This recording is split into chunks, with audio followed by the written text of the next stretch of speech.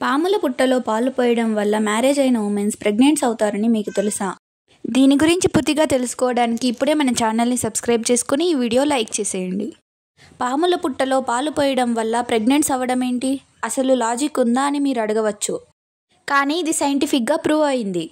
మన హిందువుల పండుగ నాగపంచమి వెనుకలో ఒక సైంటిఫిక్ రీజన్ ఉంది. ఆ రోజు మనం పుట్టలో పాలు పోయడం వెనుక ఒక పెద్ద సైంటిఫిక్ రీజనే ఉంది.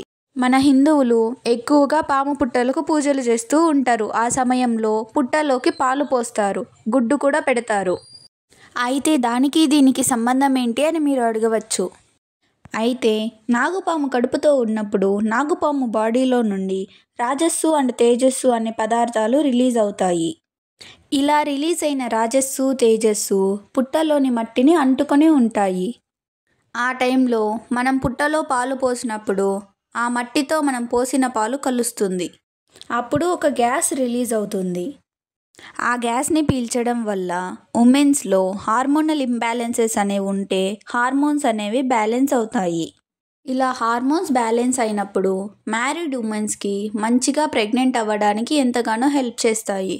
హార్మోనల్ ఇంబ్యాలెన్సెస్ వల్ల ప్రెగ్నెంట్ అవ్వకుండా ఎంతోమంది మహిళలు ఇబ్బంది పడుతున్నారు. పాము పుట్టలో పాలు పోయడం వల్ల హార్మోన్స్ అనేవి బ్యాలెన్స్ అవుతాయి.